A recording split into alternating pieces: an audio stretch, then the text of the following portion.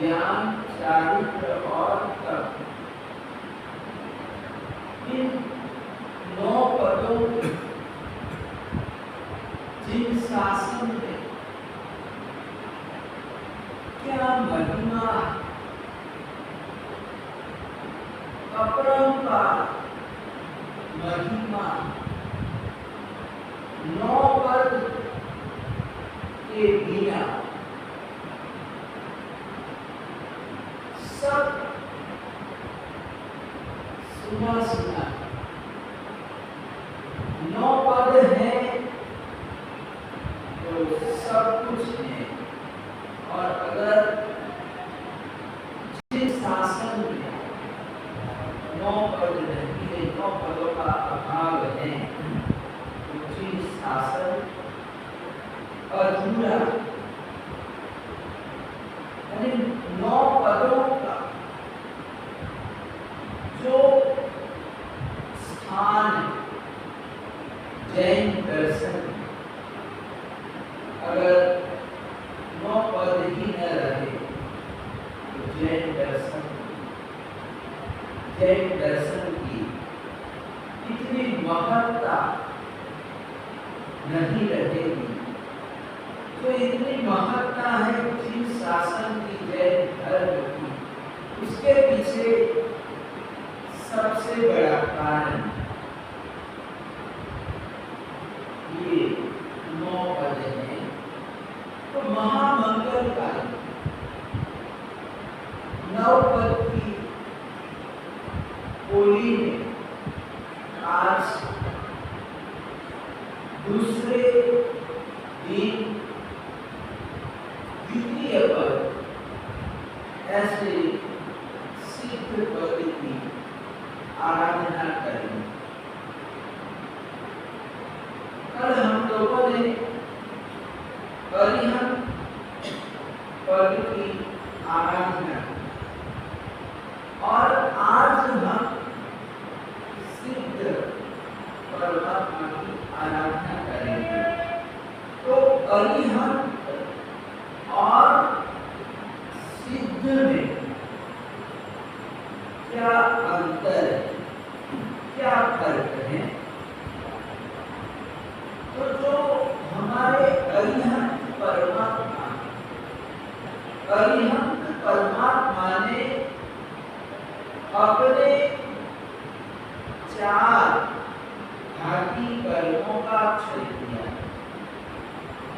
अघाती कर्म कभी बाकी है, जब तक वो पृथ्वी पर विचरते तब तक अघाती कर्म, नाम गोत्र के जो कर्म हैं वो रहते, आयुष्य हुए। और जैसे ही मतलब निर्माण होता है तो सिद्ध अवस्था को प्राप्त करते ही घाती अघाती कर्मों का क्षय हो जाता है। तो उस समय जीवात्मा सिद्ध हो जाता है, सिद्ध पद को प्राप्त कर लेता है।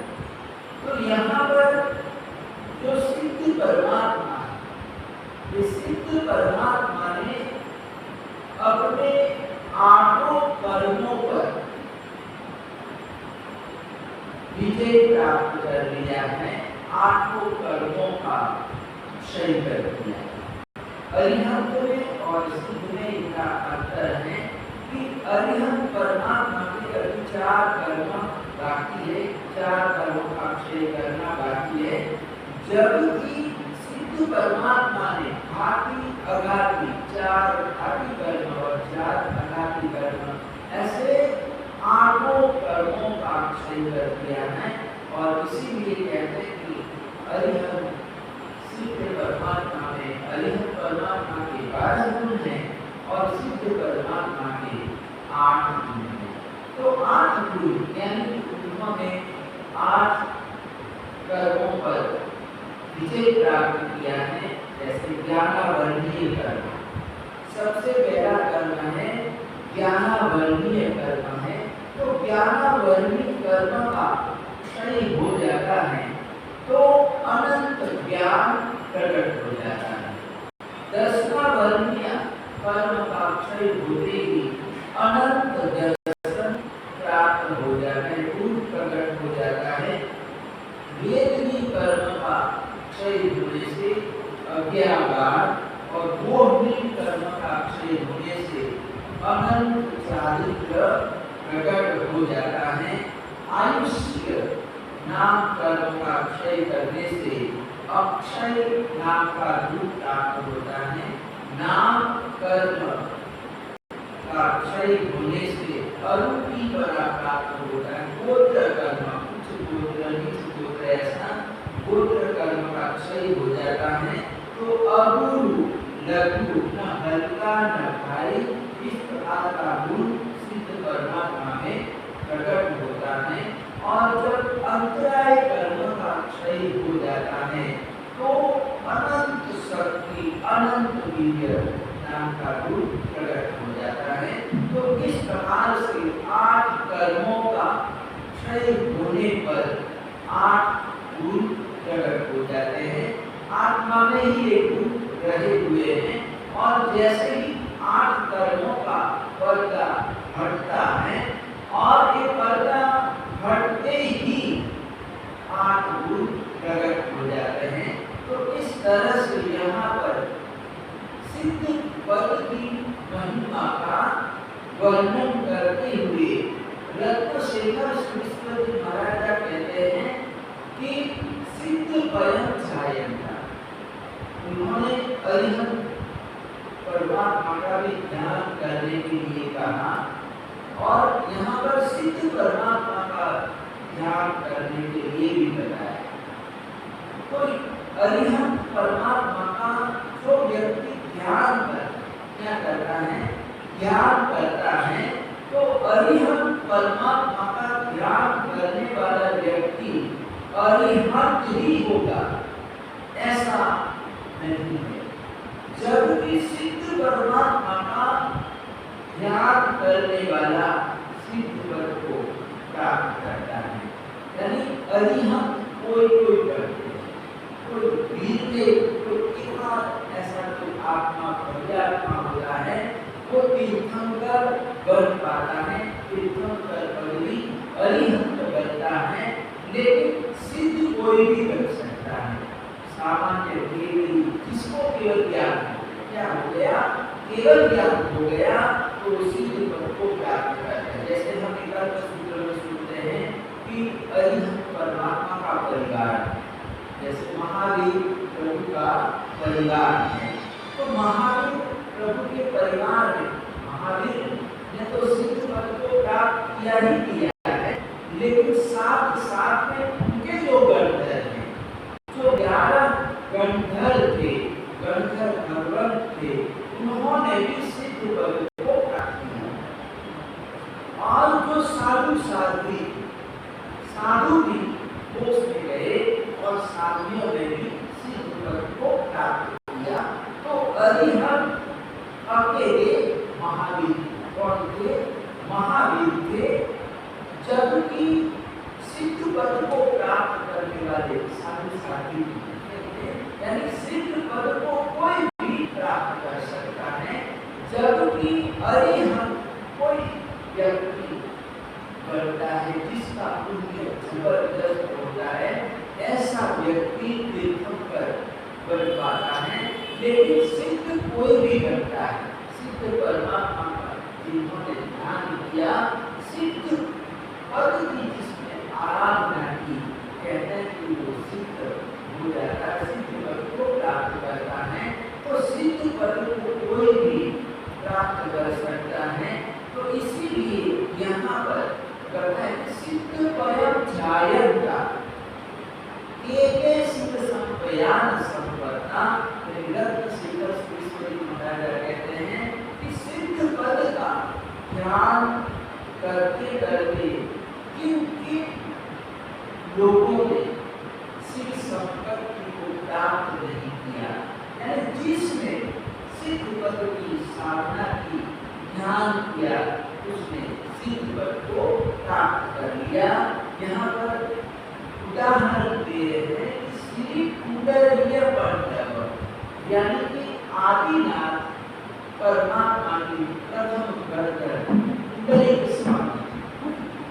तो कुंडलिक स्वामी ने भी सिद्ध पद का ध्यान किया और कुंडलिक गंधर्व के पास 500 करोड़ मुनि ने, उनका जो शिष्य परिवार था वो 500 करोड़ मुनि थे, शिष्य थे और कुंडलिक स्वामी के साथ सभी ने मोक्ष प्राप्त किया। तो जब तीर्थंकर परमात्मा ईश्वर परमात्मा सतुंदेव महातीर्थ पर थे, तो कुछ समय के बाद ईश्वर परमात्मा विहार की तैयारी करते हैं। अपने मुनियों को, शिष्यों को बोला, चलो हमको यहाँ से विहार करना है, अष्टापद तीर्थ जाना। कहाँ जाना है? हम लोगों को अष्टापद तीर्थ जाना है, इसलिए विहार की तैयारी कर। तो सारे मुनि लोग विहार करने के लिए तैयार होते हैं। तो कुंडलिक स्वामी भी विहार की तैयारी करने लगे, तैयार होने लगे। तो परमात्मा ने कहा, कुंडलिक तुझे मेरे साथ विहार नहीं करना, अरे तुझे यहीं पर रहना। आदिनाथ परमात्मा ने कहा कि तुमको सतुंग तीर्थ पर ही रहना है और यहाँ पर सिद्धों का ध्यान करते करते तुमको सिद्ध पर प्राप्त होने वाला है। इसीलिए मेरे साथ आने की जरूरत नहीं, साथ में चलने की जरूरत नहीं है। तुम्हारा कल्याण, तुम्हारा आत्म कल्याण यहीं पर होने वाला है। ये सिद्ध भूमि है और सिद्ध पदों का, सिद्ध परमात्माओं का ध्यान करते करते तुम भी सिद्धावस्था को प्राप्त करोगे। तो तुम यहीं पर रहो। तो परमात्मा की आज्ञा से गणधर कुंडलिक स्वामी सतुंदेव महातीर्थ पर ही रहते हैं और सिद्धों का ध्यान करते करते उन्होंने भी सिद्धि पद प्राप्त कर लिया। 5 कोई मुनि वर परिवार गणधर कुंडलिक मोक्ष सिद्धाए, यानी गणधर भगवत कुंडलिक स्वामी के बारे में इस कवच में भी पंजाब के श्री आचार्य भगवत श्री विजय वल्लभ महाराजा ने गाया है कि गणधर कुंडलिक मोक्ष सिद्धाए, 5 कोटि मुनिवर परिवारे, कुंडलिक गिरि अभिनाथ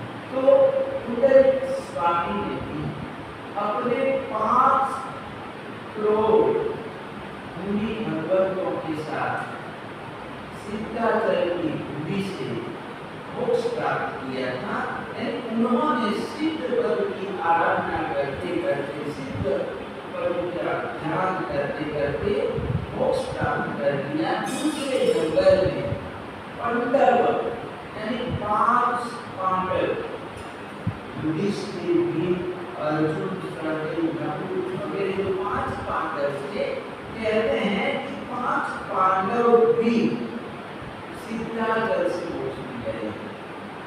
जब महाभारत का युद्ध हुआ और उसके बाद वगैरह सब कुछ प्राप्त कर लिया है। उसके बाद उन्होंने भावना उठाई कि हमको तीर्थ यात्रा करनी चाहिए।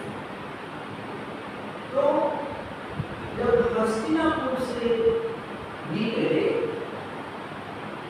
तो उनकी भावना थी पहले गिरनार जी जाए, नैनीताल परमात्मा को दर्शन करें।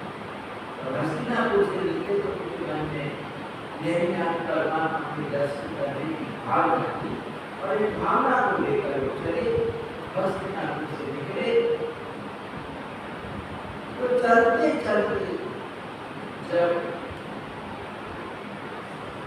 गुजरात में पहुंचे, सौराष्ट्र देश में पहुंचे, तो समाचार मिला कि नैनीताल परमात्मा का निर्माण है, परमात्मा नहीं है। तो सोचा, पांचों पांडवों ने सोचा कि जिसके लिए हम जा रहे थे वो ही नहीं रहे, तो फिर वहां जाके क्या करें। तो अब हम कालीनाना चलते हैं, शत्रुंजय महादेव के दर्शन करते हैं, और बाद में समय होगा तो गिरनार जी की यात्रा हम कर लेंगे। और ऐसा करके उन्होंने अपना कार्यक्रम चेंज कर दिया।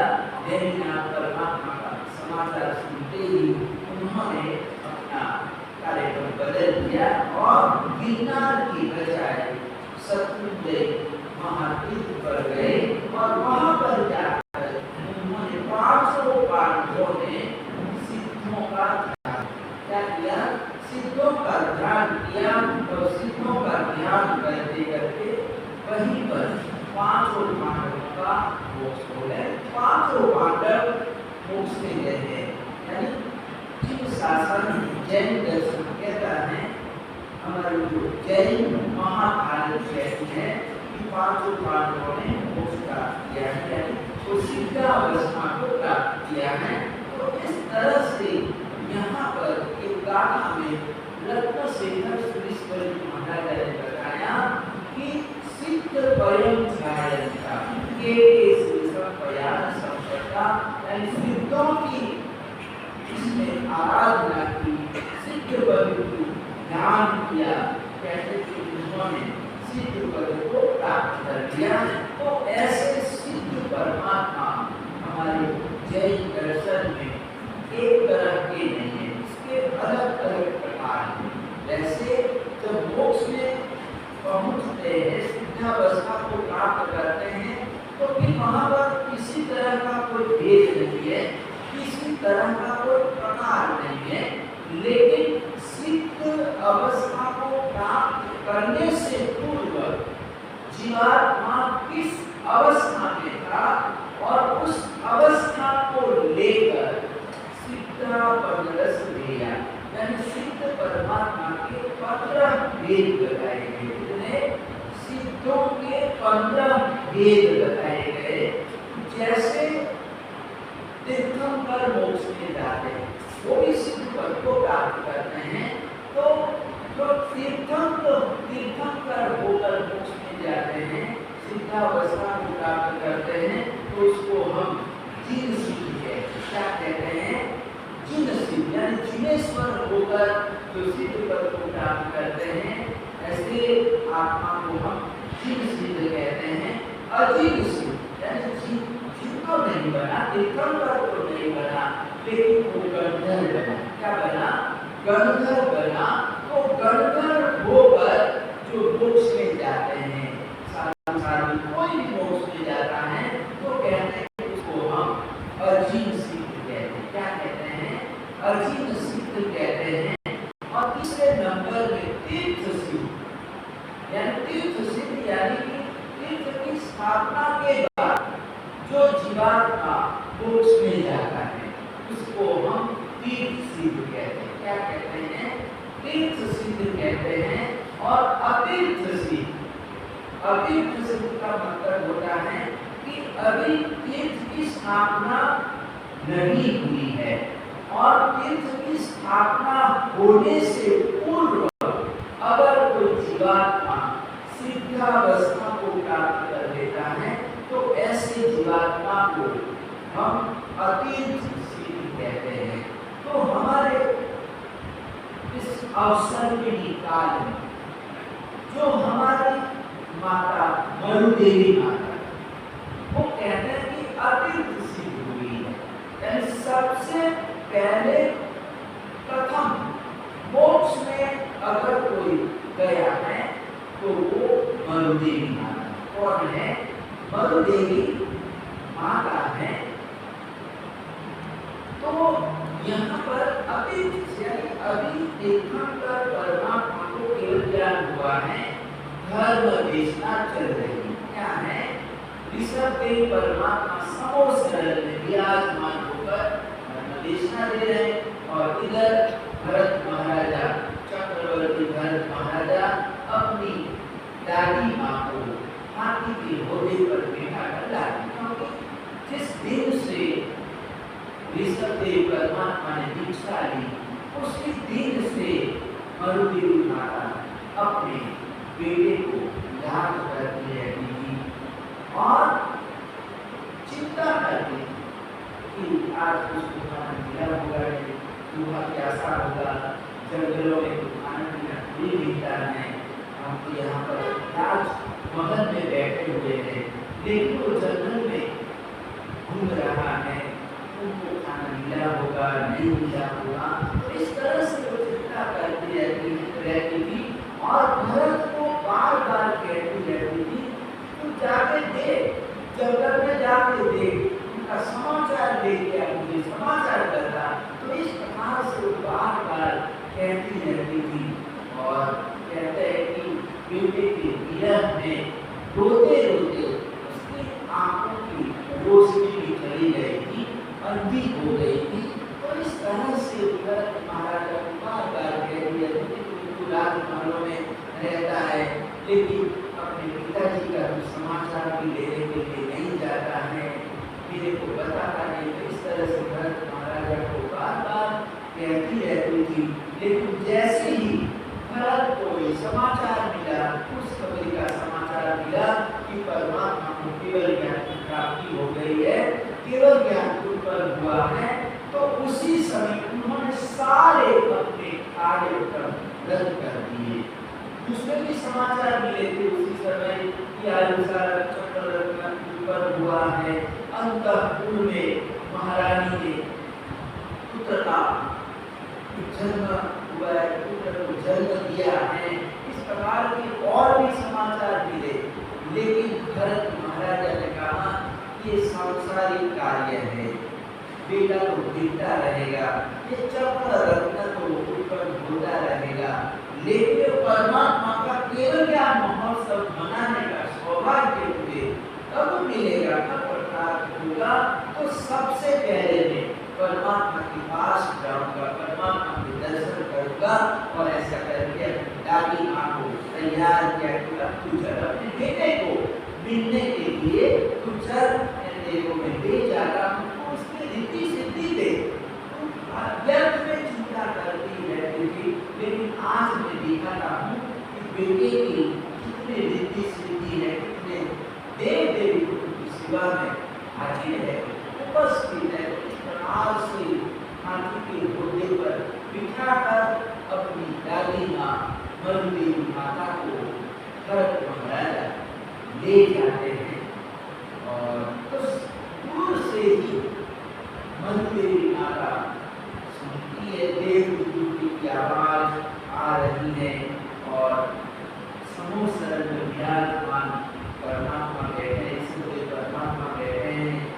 हजारों हजारों देव देवियां हैं, करोड़ों की संख्या में है, मनुष्य देव कबीर सब लोग वहाँ पर बैठे हैं। 12 वर्ष का व्यक्ति है और इस तरह से परमात्मा देश ले रहे हैं। तो मरुदेवी माता ने जब अपने बेटे की रिद्धि सिद्धि देखी, ऐश्वर्य देखा, तो उसको मन में लगा कि यार तुम्हें इसकी चिंता करती थी, लेकिन ये तो बड़े मजे में और एक ऐसा स्वार्थी है कि इसने मुझे कभी समाचार तक नहीं दिया कि मेरी चिंता मत करना, मैं आनंद में, मैं खुशी में हूँ। इस तरह से इसने कभी समाचार तक नहीं दिया, अपने रो रो के मैंने आंखें गवा दी, अपनी मैंने रोशनी गवा दी, कि कार है तुझे। और इस तरह से कहते हैं कि बलदेव माता हाथी पर बैठे हैं और एकत्व भावना में चढ़ते हुए, अनित्य भावना में चढ़ते हुए, यहाँ पर कोई किसी का नहीं है। क्या है? यहाँ पर कोई किसी का बेटा नहीं, कोई किसी की माँ नहीं है। यहाँ पर जीवात्मा अकेला है।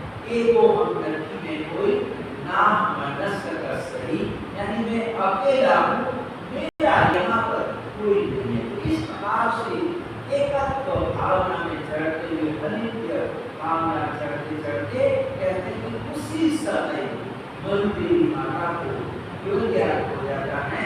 और जैसे ही केवल ज्ञान हुआ, उसी समय उसका आयुष्य भी पूर्ण यानी पूरा हो गया।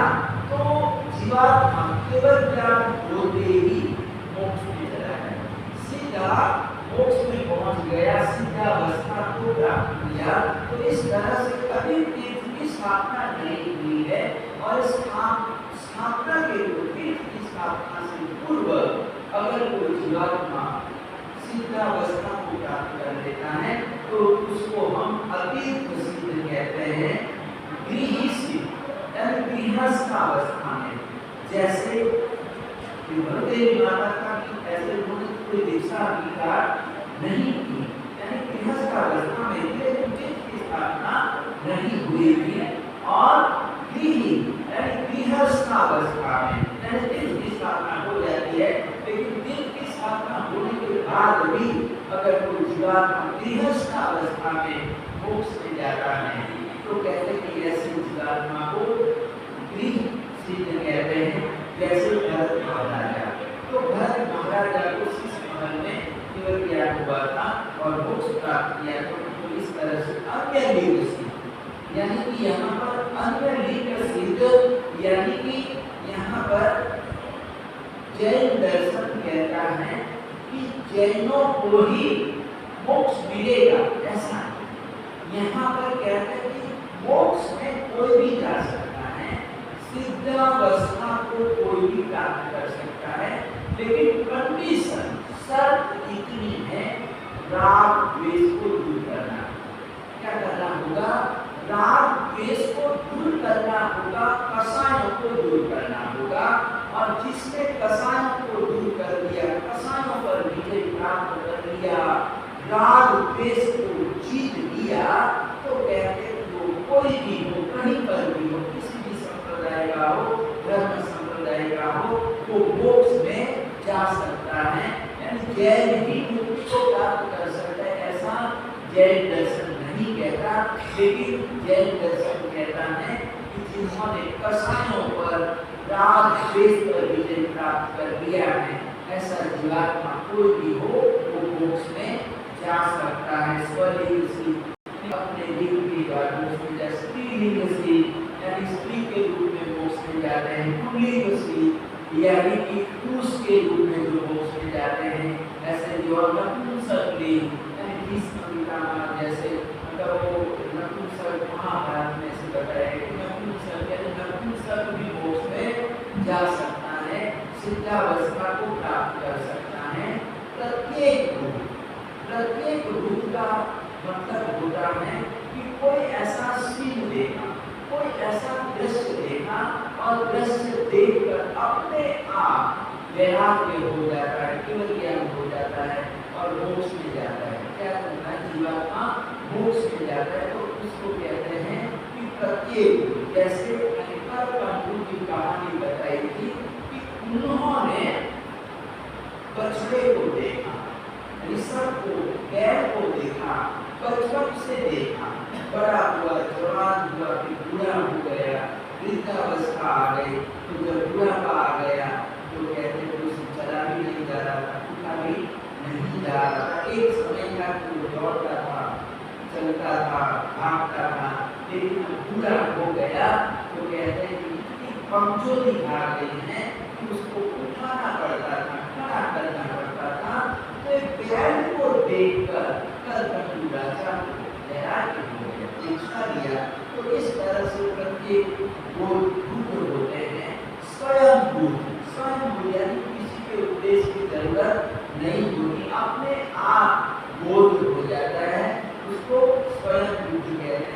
और बुद्ध बोधि यानी किसी के देश से जीवात्मा दीक्षा लेता है, कोई ज्ञान प्राप्त करता है, उसमें जाता है तो उसको बुद्ध बोधि कहते हैं। और एक सिद्ध यानी कि एक समय में एक यानी अकेले मोक्ष में जाना। क्या करना? अकेले मोक्ष में जाना यानी कि एक सिद्ध होना, उसको एक सिद्ध कहते हैं। यानी साथ में कोई दूसरा नहीं, यानी एक ही जीवात्मा मोक्ष में जाता है तो उसको हम एक सिद्ध कहते हैं। तो एक सिद्ध यानी कि हमारे महावीर प्रभु के इतने सारे साधु साधु थे, लेकिन साथ में कोई मोक्ष में नहीं गए। परमात्मा जब मोक्ष में गए तो अकेले ही थे। तो इस तरह से एक सिद्ध कहते हैं। और अनेक सिद्ध यानी अनेकों के साथ जीवात्मा मोक्ष में जाते, बहुत सारे जीवात्मा एक साथ में मोक्ष में जाते हैं, एक समय मोक्ष में जाते हैं, तो उसको हम अनेक सिद्ध कहते हैं। तो इस तरह से यानी कि सिद्ध परमात्मा के 15 भेद हैं, 15 प्रकार के भेद हैं। तो यहाँ पर जीव 2 प्रकार के हैं, एक तो सांसारिक और दूसरे मुक्त जीव। तो आज हम जिन जीवों की बात कर रहे हैं यानी मुक्त जीवों की बात कर रहे हैं, जिन्होंने मुक्ति पा ली, मोक्ष प्राप्त कर लिया है, ऐसे जीवों के बारे में, ऐसे सिद्ध परमात्माओं के बारे में हम देख रहे हैं कि उसकी क्या महिमा है। तो सिद्ध परमात्मा की कितनी महिमा है, हम सभी बैठे हैं, इतने सारे हम लोग बैठे हैं, तो कहते हैं कि जीवात्मा निकोध में यानी अव्यवहार राशि में होता है। तो कहते हैं कि वहां पर एक शरीर है और अनेक जीव है, बहुत सारे जीव रहते, एक ही बॉडी में, एक ही शरीर में बहुत सारे जीव रहते हैं। और कहते हैं कि वो उत्पन्न होते हैं, एक श्वासोश्वास में कहते हैं कई भव कर देते हैं, ऊपर बढ़ गए, ऊपर हुआ बढ़ गए। इस तरह से कहते हैं कि जीवात्मा का जन्म मृत्यु इस तरह से चलता रहता है निकोध में। तो वहां पर निकोध में अव्यवहार राशि में विकास की कोई संभावना नहीं, यानी आगे बढ़ने की कोई संभावना नहीं है निकोध में। और जो जीव निकोध से बाहर निकलेगा, निकोध से बाहर अव्यवहार राशि में से व्यवहार राशि में आएगा, इसमें आएगा व्यवहार राशि में आएगा। तो जब व्यवहार राशि में प्रवेश करेगा कभी वो इस प्रकार से वो आगे बढ़ता बढ़ता 5 इंद्रियों वाला जीव बनता है, जन्म लेता है।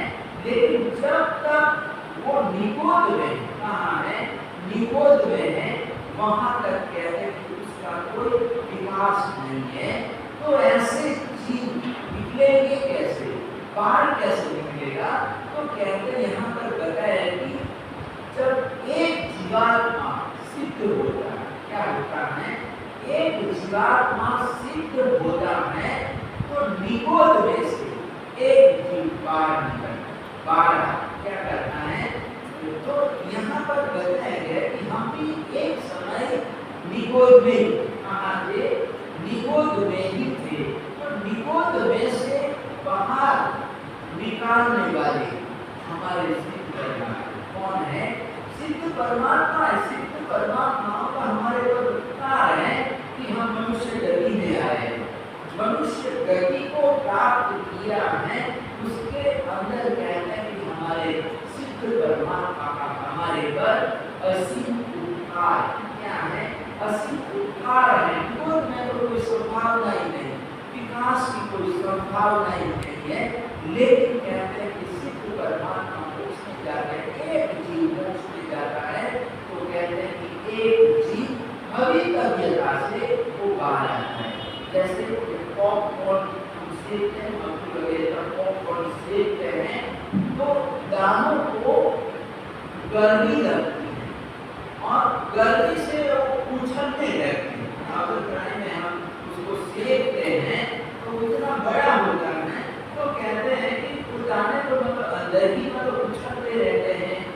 तो लेकिन कहते हैं कि एक आध दो दाने जो होते हैं वो बाहर गिर जाते हैं। क्या होते हैं कि वो अनायास वो बाहर निकल जाते हैं, बाहर गिर जाते हैं। तो जैसे वो कढ़ाई में दाना कोई दाना एक आध दो दाना पॉपकॉर्न का बाहर गिर जाता है, निकल जाता है, वैसे ही यहाँ पर भी ऐसा कि निकलने की कोई संभावना नहीं है, लेकिन कभी तबीयता से यहाँ पर एक जीवात्मा मोक्ष में जाता है तो कहते हैं कि दाने की तरह एक जीवात्मा बाहर आ जाता है, बाहर निकल जाता है। इस तरह से यहाँ पर कई लोग ऐसा भी प्रश्न करते हैं कि हम सुनते हैं कि विसर्जन परमात्मा के समय में कितने जीवात्मा मोक्ष में गए, अजीतनाथ भगवान के समय में कितने जीव मोक्ष में गए, सिद्धावस्था को प्राप्त कर लिया।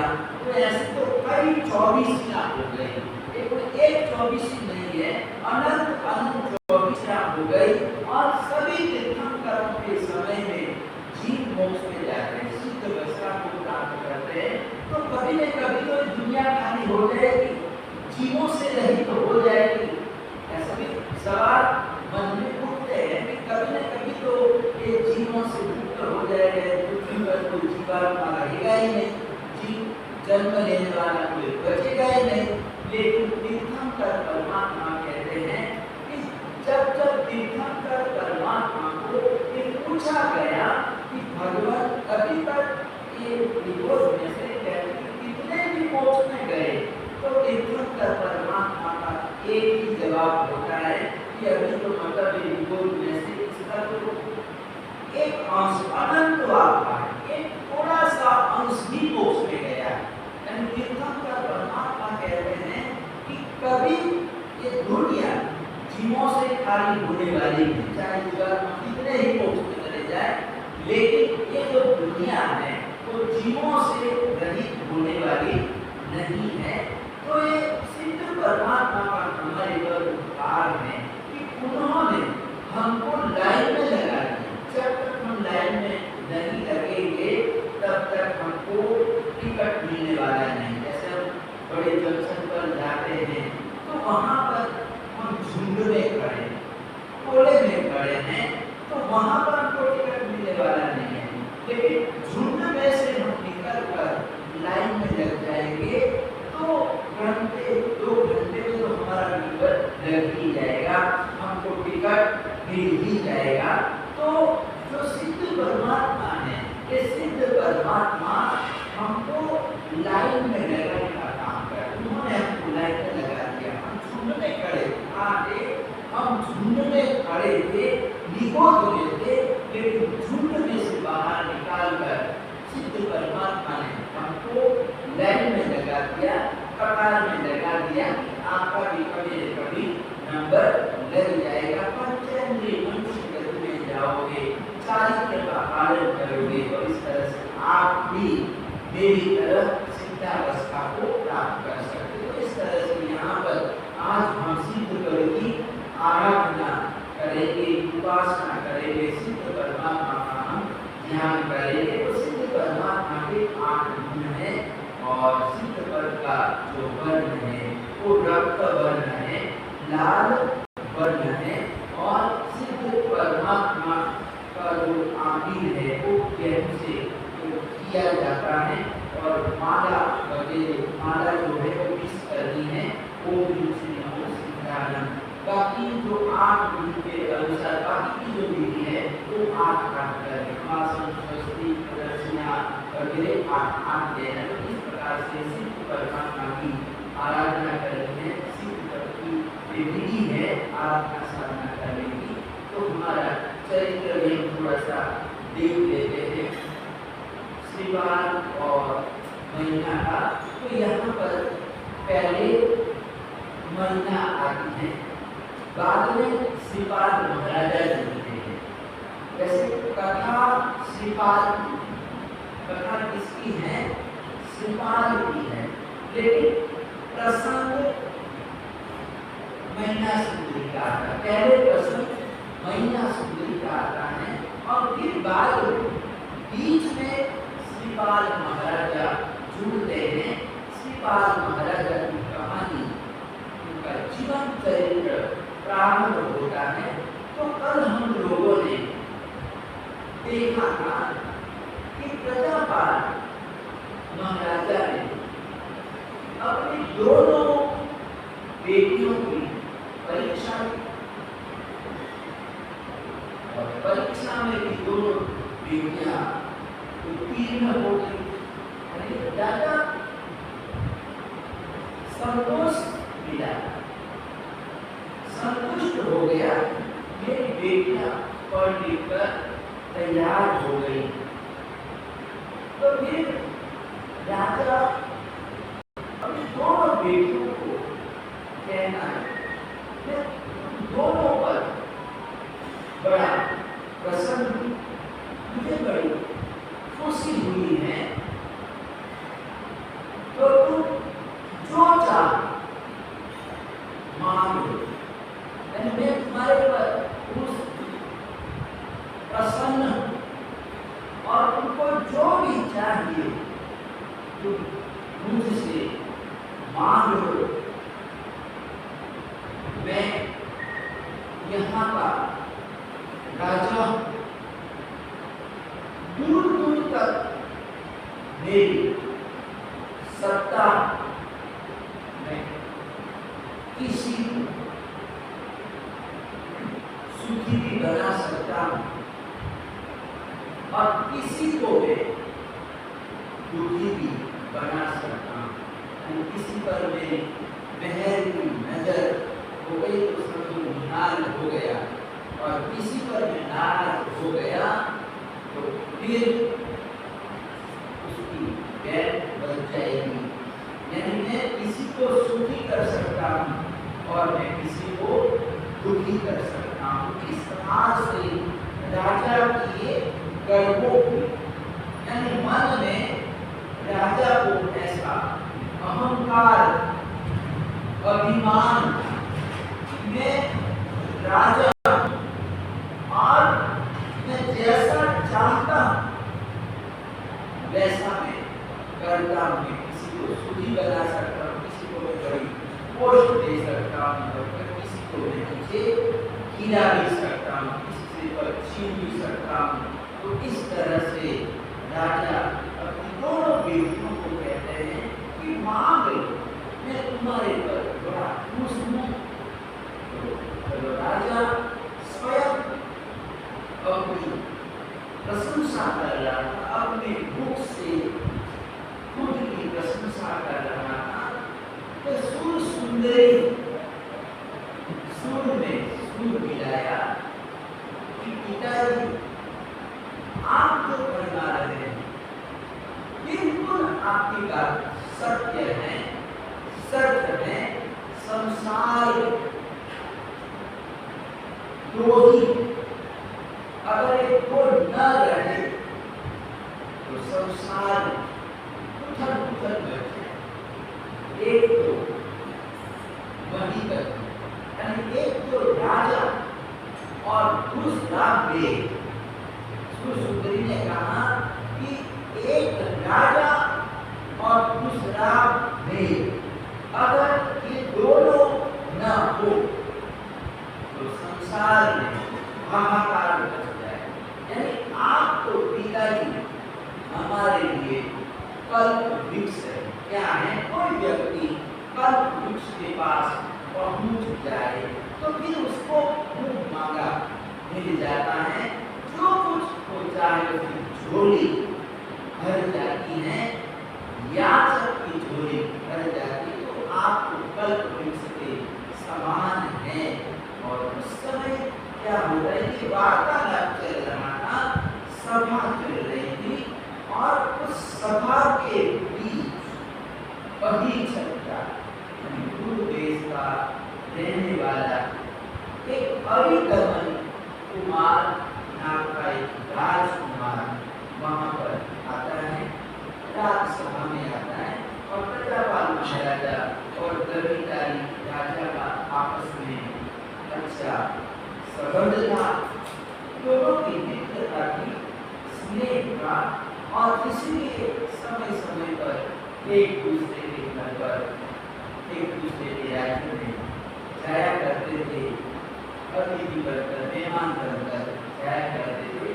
तो प्रजापाल महाराजा ने तो वैसे कविताली को किसी विशेष काम से बुलाया था, लेकिन कविताली राजा उनको दूसरा काम आ जाने से उन्होंने अपने बड़े बेटे को बोला कि तुम जाओ, मेरी जगह पर तुम जाओ, मेरे मित्र ने मुझे याद किया है, तो तुम जाके काम करके आ जाओ। ऐसा करके कविताली ने अपने बेटे राजकुमार हरिकवन कुमार को उज्जैन नगरी मिलने के लिए भेजा था, काम के लिए भेजा था। तो इधर सभा चल रही थी और इस सभा के बीच ही हरिकवन कुमार का सभा में आगमन हुआ। राजा ने स्वागत किया, बताइए आसन ग्रहण कीजिए। तो इस तरह से हरिकवन कुमार अपने सिंहासन पर, आसन पर बैठ जाते, ग्रहण करते हैं, आसन को ग्रहण करते हैं। और प्रजापाल महाराजा अपने मित्र के बारे में कुशल क्षेम पूछते हैं, मेरे मित्र क्यों नहीं आए, तुमको भेजा है, क्या बात? पिताजी को कुछ जरूरी काम था, आवश्यक काम था और इसीलिए पिताजी नहीं आ पाए। उन्होंने मुझे भेजा है कि मेरी जगह तुम जाके आ जाओ। इस तरह से मैं पिताजी की आज्ञा से मैं आज यहाँ पर आपकी सेवा में उपस्थित हुआ हूँ और जैसा आप फरमाएंगे वैसा मैं करूँगा। तो इस तरह से मतलब प्रजापाल महाराजा अपनी बेटियों से वापस बातचीत करना चालू कर देते हैं। तो उस समय बातचीत के दौरान प्रजापाल महाराजा अपनी बेटियों को कहते हैं कि यहाँ तो जैसे हरिकवन कुमार आया, जैसे और भी बहुत सारे राजकुमार अलग अलग प्रांतों से, राज्यों से आए हुए थे।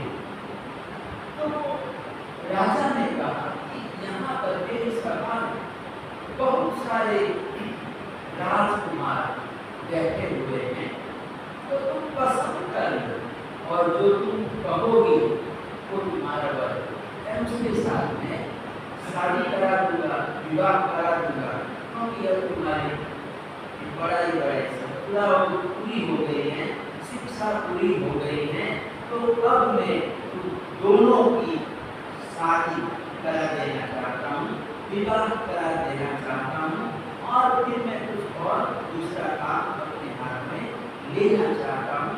लेकिन जब तक तुम्हारी शादी नहीं होती है वहाँ तक मुझे चिंता बनी रहती है। तो यहाँ पर आज बहुत सारे राजकुमार है, अलग अलग देशों से बना रहे राजकुमार, तो तुम किसी को भी पसंद कर लो और जो तुम मांगोगे वो तुमको वर मन पसंद कर मिलेगा। तो सुंदरी ने जैसा कहा था कि मतलब धन यौवन यानी धन मिलता है, शरीर मिलता है, निरोगी शरीर मिलता है, मन पसंद जो पति मिलता है वो पुण्य से इससे मिलता है, पुण्य से मिलता है। तो सुंदरी ने कहा पिताजी अगर आप मेरे पर प्रसन्न है, मेरे पर खुश है, तो ये जो हरिकवन कुमार अभी अभी आया ये मेरे को पसंद है। अगर आप देना चाहते हैं तो मैं इसके साथ शादी करना चाहती हूँ, इसके साथ रहना चाहती हूँ। तो प्रजापाल महाराजा ने देरी किए बिना उसी समय ले मैंने हरिकवन कुमार को दिया और उसी समय राजा ने हरिकवन कुमार का तिलक किया और सुंदरी के साथ सगाई पक्की कर। क्या किया? सगाई पक्की कर। विवाह तो बाद में होगा, पहले सगाई होगी। क्या होगी? पहले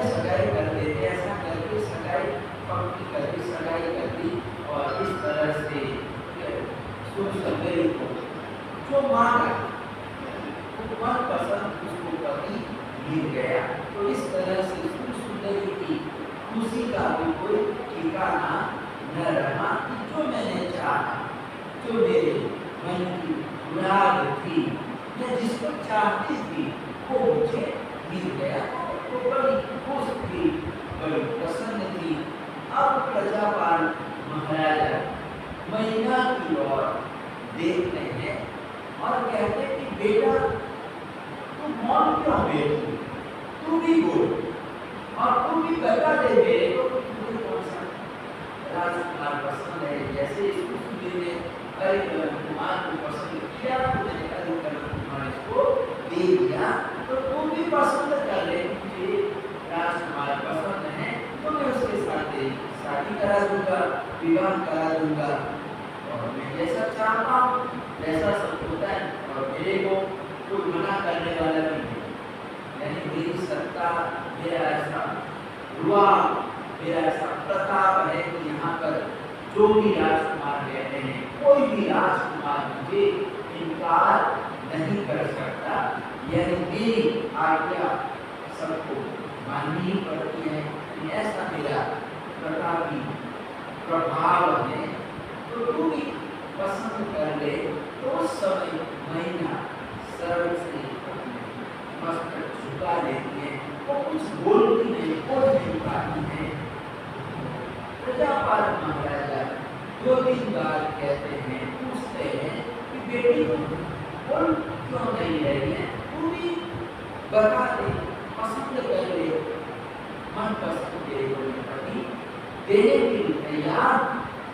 तो उस समय पे मैना सुंदरी अपने पिताजी को कहती है कि पिताजी जो आर्य कन्या होती है वो आर्य कन्या कभी अपने मुंह से यह नहीं कहती अपने माता पिता को कि मैं इसके साथ शादी करूंगी, ये मेरे को पसंद है। ऐसा आर्य कन्या कदापि नहीं कहती, कदापि नहीं बोलती। माता पिता जिसके साथ संबंध जोड़ते हैं, पसंद करते हैं, उसी के साथ कन्या की शादी होती है, कन्या को मंजूर हो जाए। ये जो पसंद करने का जो काम है, पसंदगी का जो काम है, वो काम माता पिता का इसका है, माता पिता का है। और माता पिता जहाँ पर संबंध जोड़ते हैं उसी के साथ आर्य कन्या शादी करती हैं, विवाह करती हैं। और माता पिता भी कहाँ संबंध जोड़ रहे हैं कि जहाँ पर कन्या का लेन देन क्या होता है, कन्या का लेन देन होता है। कभी कभी माता पिता अच्छा घर देखकर शादी करते हैं, विवाह करते हैं, लेकिन विवाह के 1-2 वर्ष के बाद परिवार कंगाल क्या हो जाता है, एकदम कंगाल हो जाता है, व्यापार में नुकसान हो जाता है, फैक्ट्रियाँ घर घर सब कुछ बीत जाता है। क्या हो जाता है, बीत जाता है। तो माता पिता ने तो अच्छे घर में दिया, क्या दिया था, अच्छा घर सब कुछ देख कर दिया था, लेकिन लड़की का पुण्य नहीं। क्या था, लड़की का पुण्य नहीं था, पुत्री का पुण्य नहीं था। तो शादी के बाद तो दुखी हो जाती हैं, परेशान हो जाती हैं। तो पिताजी आप भले ही मुझे किसी राजकुमार को, आप अच्छे राजकुमार को, सुखी राजकुमार को दोगे, लेकिन अगर मेरा भाग्य नहीं है, मेरा कर्म नहीं है, तो चाहे कितना भी अच्छा मेरे को पति मिल जाए, लेकिन बाद में मुझे कष्ट ही उठाना है। यानी कोई किसी को सुखी दुखी नहीं कर सकता है। अपने कर्मानुसार ही व्यक्ति सुखी बनता है, दुखी बनता है। पिताजी आपके मन में ऐसा अहंकार, एक प्रकार का मद है। क्या है, अभिमान को मद भी कहते हैं। क्या कहते हैं, अभिमान को मद भी कहते हैं। और ये जो अभिमान है वो अभिमान एक प्रकार का नहीं है, मद एक प्रकार का नहीं है, 8 प्रकार का है। कितना, 8 प्रकार का मद होता है। किसी को धन का मद होता है, धन का, मैं कितना धनवान, कितने पैसे वाला हूँ, कितना बड़ा हूँ, इस तरह से अपने धन का भी अभिमान होता है, किसी को अपने कुल का अभिमान होता है। क्या होता है? अपने कुल का अभिमान होता है। जैसे मरीचि के भाव में महादेव प्रभु ने किया था कि मेरा कुल कितना सर्वोत्तम है, क्या है, मैं कितना उच्च कुलीन हूँ कि मेरे दादाजी तीर्थंकर है, मेरे पिताजी चक्रवर्ती है, और मैं भी चक्रवर्ती वासुदेव और अंतिम तीर्थंकर होने वाला हूँ। तो मेरा कुल कितना सर्वोत्तम है, कितना उच्च है। ममाहो उत्तमम कुलम, मेरा जो कुल है वो कितना उत्तम। तो इस प्रकार से अपने कुल का अभिमान करना, वध करना, कहते हैं गलत है। कभी भी अपने आप को ये नहीं समझना चाहिए कि कितना बड़ा, कितना ऊंचा हूँ, कितना मैं उच्च कुल का हूँ। तो इस तरह से कहते हैं कि वध नहीं करना। तो इस तरह का मन हो सकता है कि मेरे पास कितनी रिद्धि सिद्धि है, किसी को ज्ञान का, विद्या का भी वध होता है, अहंकार होता है। लेकिन कहते हैं कि अपने ज्ञान का भी अहंकार नहीं करना चाहिए। अपने तप का कि मैं कितना बड़ा तपस्वी हूँ, यानी इससे तो नवकाशी नहीं होती है। क्या है? एक नवकाशी भी नहीं कर पाता है और मैं कितनी बड़ी बड़ी तपस्याएं करता हूँ, उपवास करता हूँ, कटाई करता हूँ, व्रत करता हूँ, मासोचमन करता हूँ, कितनी कितनी बड़ी तपस्याएं करता हूँ, ये तो खाता है। क्या करता है? इससे तो नवकाशी भी नहीं होती है। तो इस प्रकार का तब का अहंकार करना कहते हैं कि गलत है। तो कहते हैं कि कोई जीवात्मा अपनी शक्ति का अभिमान करता है।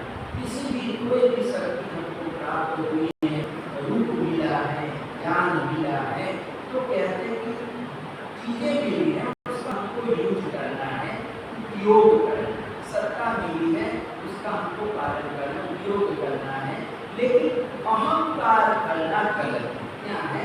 अहंकार नहीं करना चाहिए। और जो व्यक्ति वस्तुओं को प्राप्त करके मद करता है, अभिमान करता है, तो कहते हैं अगले जन्म में ये चीजें उसको देंगे।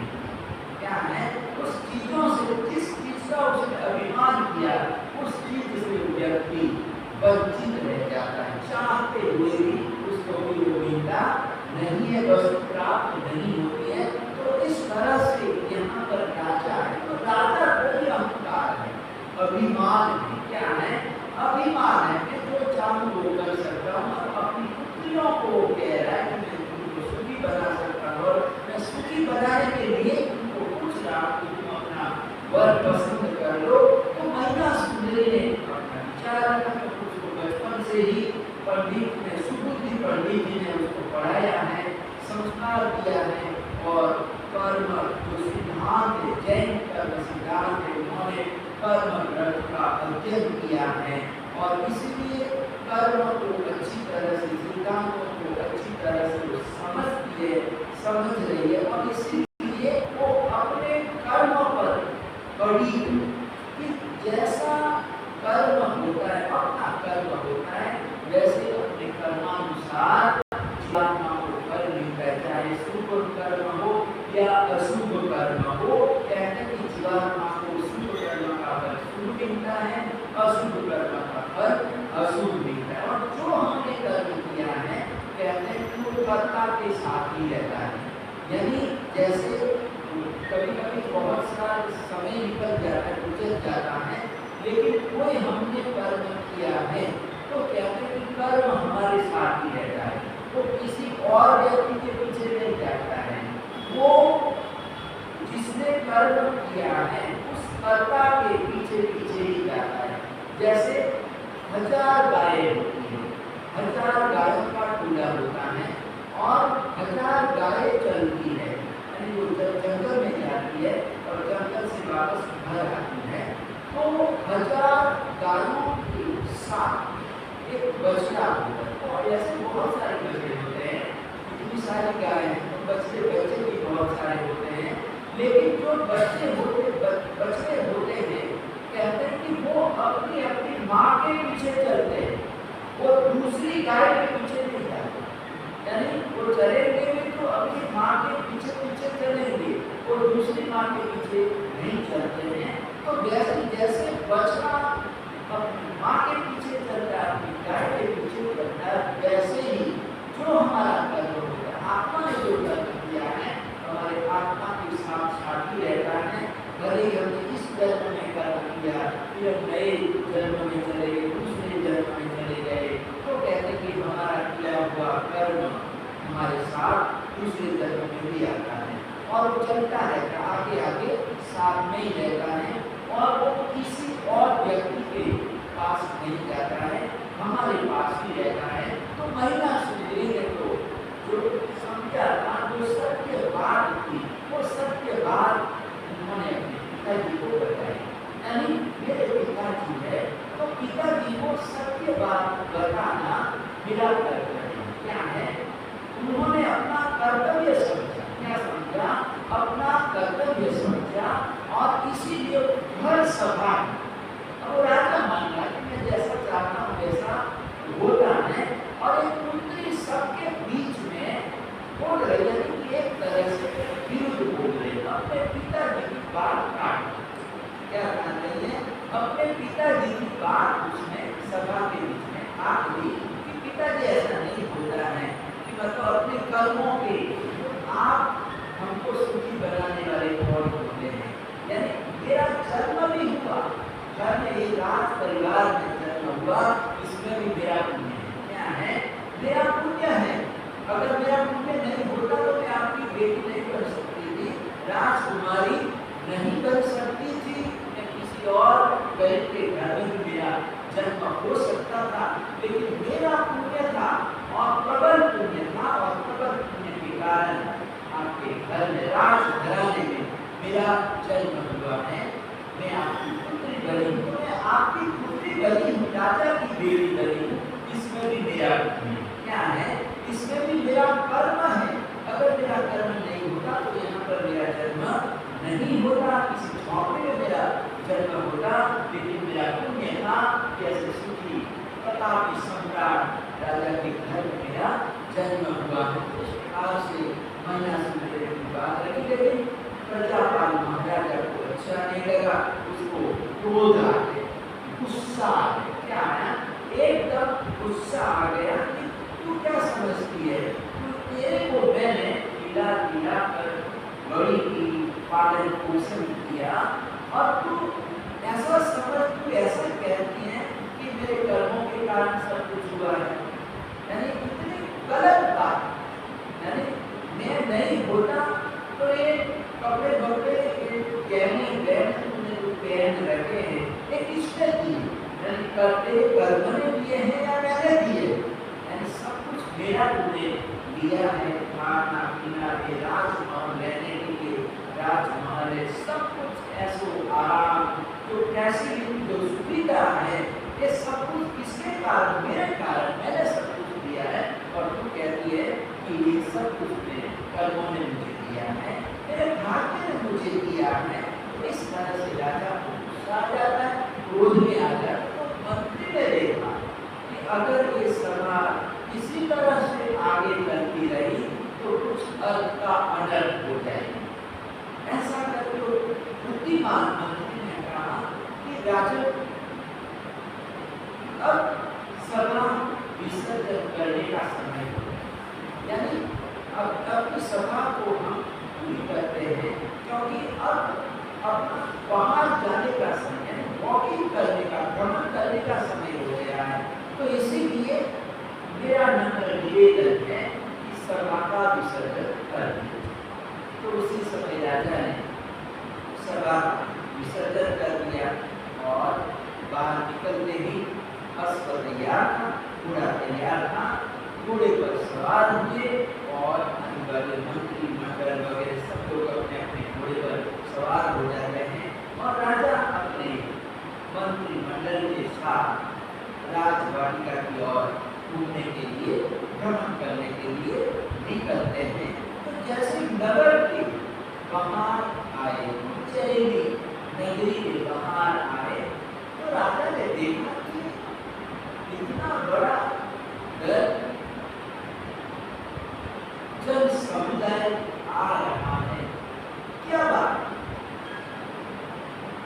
किसी राजा ने हमारे पर हमला करने का, आक्रमण करने का सोचा है क्या? हमारे पर आक्रमण करने के लिए आ रहा है। लगता है कि बड़ी विशाल सेना है। क्या है? बड़ी विशाल सेना है। ऐसा न हो कि हम सोए हुए रह जाए और अचानक आकर हमारे पर हमला करते, हमको दबा दे। गुप्तचरों से मालूम किया जाए तो गुप्तचरों को भेजा गया कि आखिर ये लोग है कौन?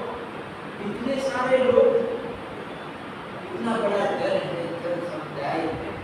तो गुप्तचरों ने जाकर देखा और राजा को आकर समाचार दिया कि राजन, ये जो जन समुदाय है ये कोई सेना नहीं, इस राजा की सेना नहीं है।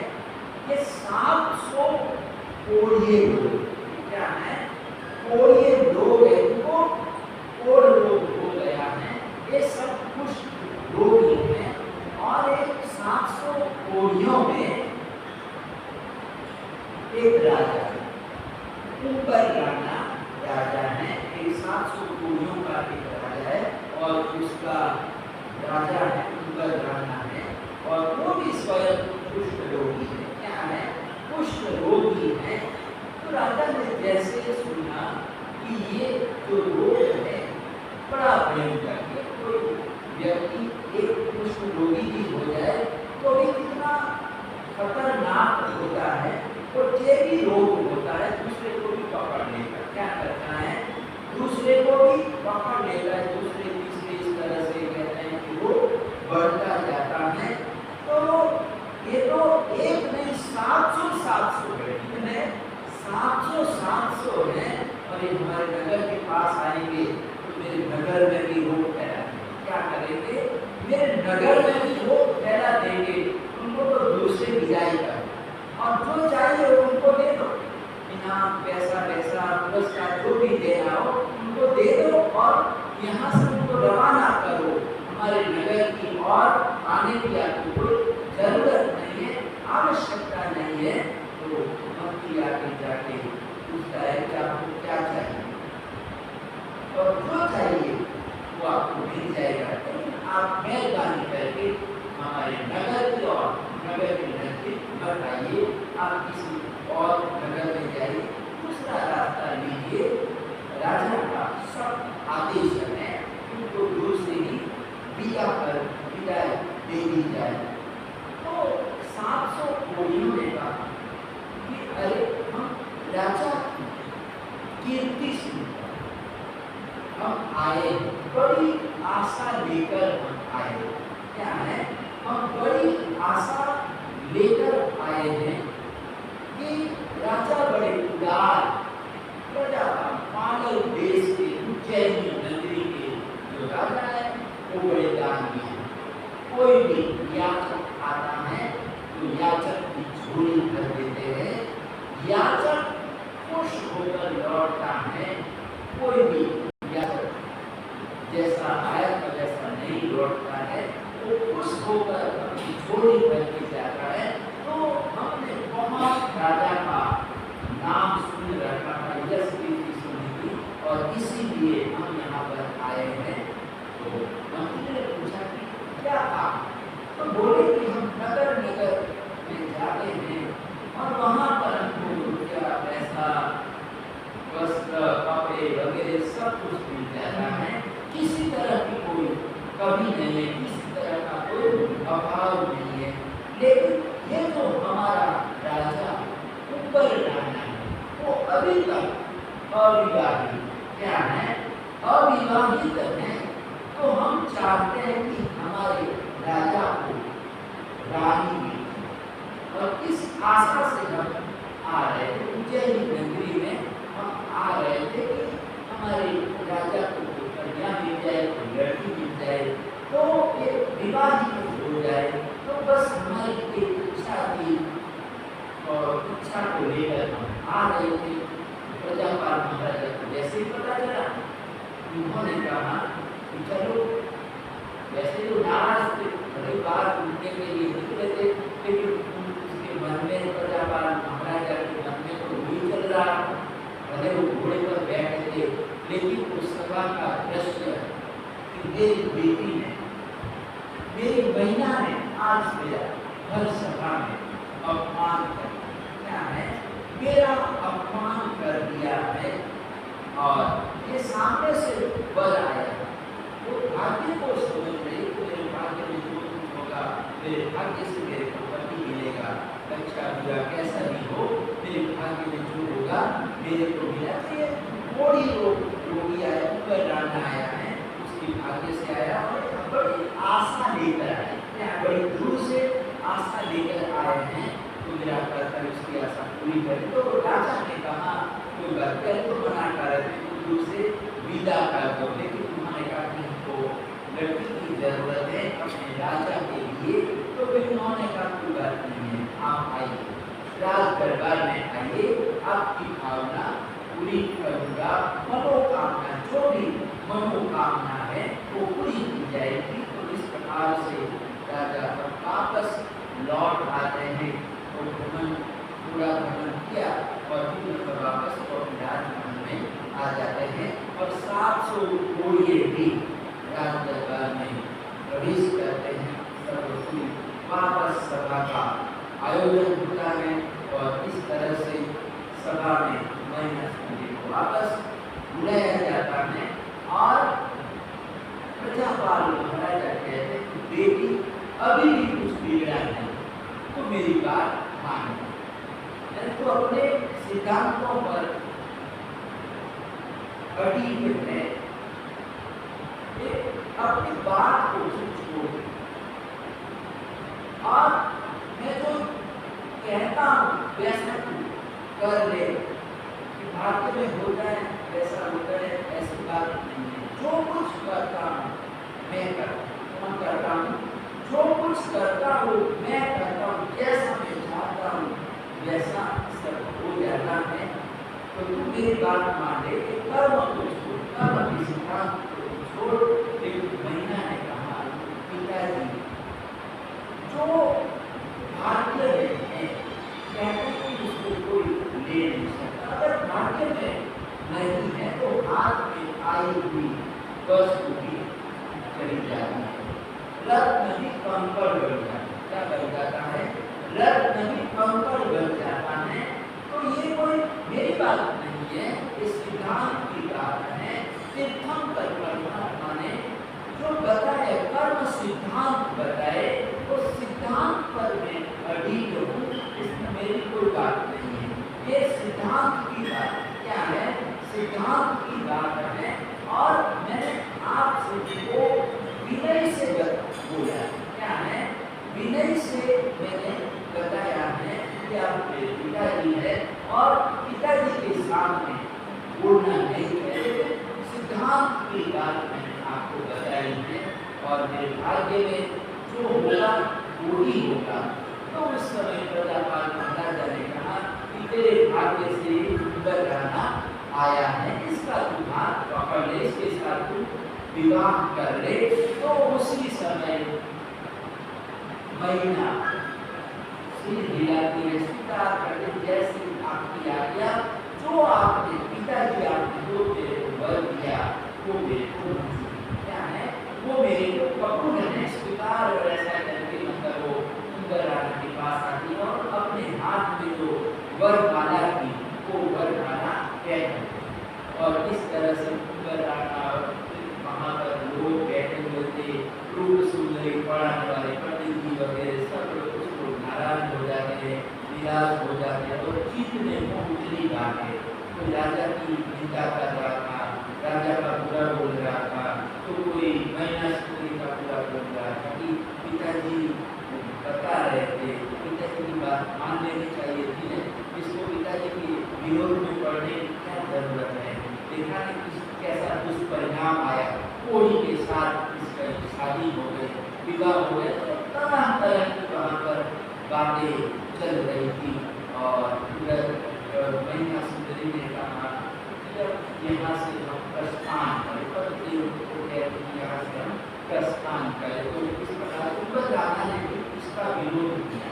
क्या किया कि कौवे के गले में मोतियों की माला शोभा नहीं देती, यानी कि राजकुमारी है और राजकुमारी मेरे साथ रही तो इसको भी कोल रोग हो जाएगा, इसकी जिंदगी का सवाल है, लाइफ का सवाल है, राजन मुझे इसकी जरूरत नहीं है। राजा ने कहा कोई बात नहीं है, तुम इसके पुण्य से, मेरी बेटी के पुण्य से यहाँ पर आए, पुण्य ही खींच कर यहाँ पर ले आया है और इसीलिए तुम स्वीकार कर दिया और जो एक बार दान दे दिया, कन्या दान दे दी, जो भी वस्तु दे दी वो वापस स्वीकार नहीं करता, वापस नहीं लेता, नहीं एक बार मैंने जो दे दिया सो दे दिया, वापस अपने ग्रहण करने वाला नहीं। तो इस प्रकार से प्रजापाल राजा और को मैया सुंदरी और 700 कोड़िए कहते हैं कि वहाँ से राज दरबार से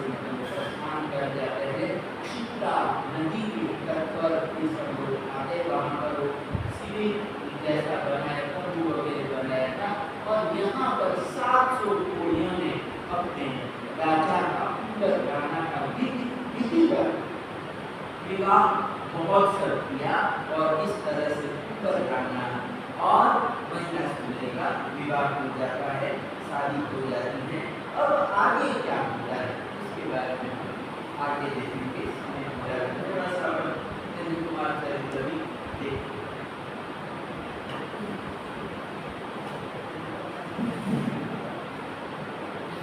तो धन्य कुमार चरित्र में प्रश्न चल रहा था कि धन्य कुमार ने अपने घर का त्याग कर घर छोड़ दिया और अकेला परदेश की यात्रा पर निकल पड़ा। रात में मध्य रात्रि में अपने घर से निकला, चलते चलते सुबह हुई, आदमी चलता रहा, चारों ओर जंगल प्राकृतिक दृश्य को देखते हुए आगे बढ़ रहा। कोई किसान के खेत में विश्राम किया, दोपहर का समय हुआ, भोजन का समय हुआ, तो किसान ने भोजन करवाया और खेती का काम करते हुए धन जुटा, तो जरूर निकला, धन निकला।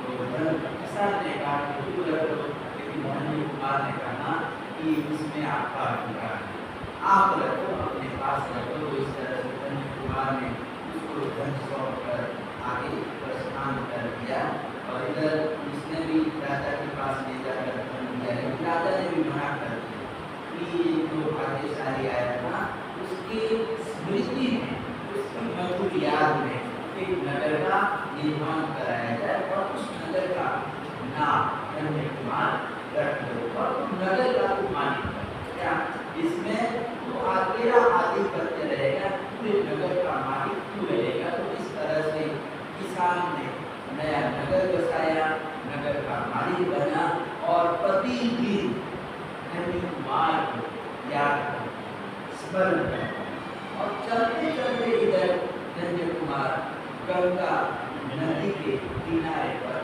पहुंचे। शाम हो गई क्योंकि रात को निकलकर पूरा दिन चलता, बीच में भोजन किया और विश्राम किया और विश्राम करने के बाद फिर वापस उसने चलना चालू कर दिया। तो चलते चलते शाम हो गई तो एक नदी का किनारा था, गंगा नदी के तट पर वो पहुंचता है। तो सूर्यास्त हो गया तो आगे चला नहीं जाएगा, तो मैं यहीं पर विश्राम करता हूँ, रात्रि बीताता हूँ। ऐसा करके उन्होंने जो जमीन की रेत थी उसको ठीक ठाक किया, साफ सुथरी की सफाई किया, क्योंकि यहाँ पर मुझे आराम करना है, विश्राम करना है। ऐसा करके उन्होंने जमीन को ठीक ठाक किया, सफाई की और इस तरह से वो कहते जाप वगैरह कर क्या करता है, सिद्ध चक्र का ध्यान करता है। आचार्य उपाध्याय साधु दर्शन ज्ञान साहित्य और ऐसे 9 पदों का ध्यान करता है, सिद्ध चक्र का ध्यान करता है और फिर आराम करने के लिए सोने से पहले वो 84 शिवालाभ योजनों से क्षमा था। ये सोने की विधि है कि मतलब कभी भी हमको सोना है तो सोने से पहले जीवों से क्षमा याचना कर लेनी चाहिए। यानी 84 जीवालाभ योजनों जितने भी जीव है उनसे मैं क्षमा मांगता हूँ।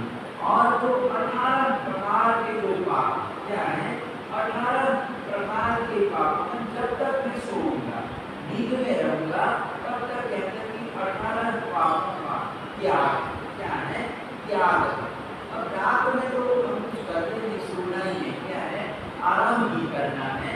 तो सोने से पहले 8 प्रकार के जो पाप है वो पापों को छोड़ देना है, त्याग कर देना है, धीरे कर देना चाहिए। और इस प्रकार से 8 प्रकार के पापों का त्याग करके जीवों से क्षमा याचना करके फिर धन्य कुमार आराम करता है, सो जाता है, क्या होता है, नींद आ जाती है। और 2-3 घंटे के बाद ऐसे लोगों की जो नींद होती है वो वैसे कम होती है, क्या होती है, नींद भी कम होती है, 3-4 घंटे की नींद होती है। और फिर मतलब 4 बजे के आसपास वो जग जाता है। तो जब जग जाता है तो जब भी वो अपना नौका मंत्र का जाप चालू कर देता है तो जाप में बैठ जाता है, साधना में बैठ जाता है। तो रात्रि के समय में एक सिया जिसको हम लोबड़ी बोलते हैं, सिया बोलते हैं, तो लोबड़ी अपनी भाषा में बोल रहे हैं। और कन्या कुमार ने सुना और पशुओं की आवाज भी वो जानता था, पहचानता था कि लोबड़ी क्या है। तो लोबड़ी जोर जोर से बोल रही थी, रुकी रुकी ऐसा वो बोल रही थी, लेकिन ये जानवरों के स्वर को भी जानता था, इसलिए उसने समझ लिया कि लोबड़ी क्या कहना चाहती है। तो लोबड़ी ऐसा बोल रही, फॉक्स ऐसा बोल रहा था कि नदी के प्रवाह में एक स्त्री का मुर्दा शव बनता हुआ आ रहा है और उसकी कमर में एक रत्न जड़ित हार है जो बड़ा कीमती क्या है, बहुत बड़ा कीमती है। और वो रुपयों का वो कीमती हार है। और कोई भाग्यशाली हो तो मुद्दे को बाहर निकाले। मैं तो बिगाड़ नहीं सकता, मैं तो लोबड़ी हूँ, क्या हूँ, मैं लोबड़ी हूँ। तो कोई पुरुष हो, कोई भाग्यशाली पुरुष हो तो सबको बाहर निकाले, नदी में से बाहर निकाले तो हार उसको ले ले, हार उसको काम आ जाएगा, हार मेरे लिए तो काम का किसी काम का नहीं।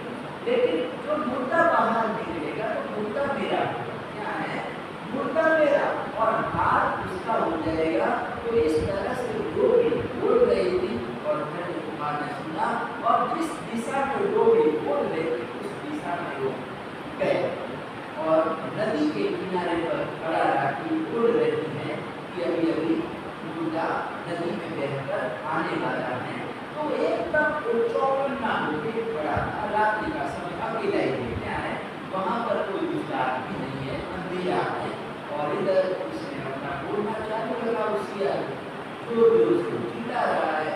तो उठने में वो मुद्दा बहता हुआ आया और धन्य कुमार ने उसी से बिना डरे निर्भीकता से नदी में गया, उतरा और उस शव को बाहर ले आया, नदी के तट पर ले आया और कमर में जो रत्न जड़ित हार बांधा हुआ था वो हाथ उन्होंने तोड़ दिया और अपने पास रख लिया, कुत्ते को वहीं पर छोड़ दिया। कुसिया को दौड़ के उसी समय वहाँ पर पहुँच गया और धन्य कुमार वापस अपनी जगह पर आके वो अपने जाप में वो लग जाता है, अपने धर्म ध्यान में वो अपने चित्त को लगा देता है। तो इस प्रकार से यहाँ पर धन्य कुमार आके वापस वहाँ पर आ जाता है।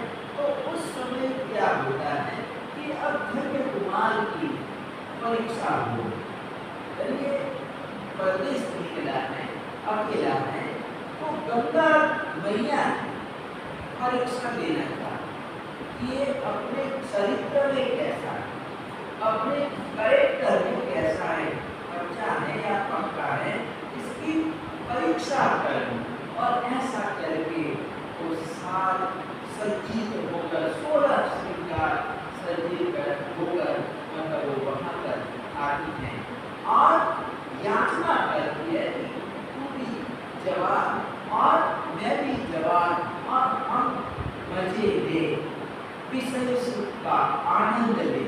तो उस समय धन्य कुमार ने कहा कि मैंने व्रत लिया हुआ है, मैं अभी ब्रह्मचर्यावस्था में, यानी मेरी अभी शादी नहीं हुई है, मेरा विवाह नहीं हुआ है, तो मैं अभी कोई गलत काम नहीं कर सकता हूँ, यानी मेरी शादी नहीं हुई है और जब तक मेरी शादी नहीं होती है मैं ब्रह्मचर्य का मैं पालन करूँगा।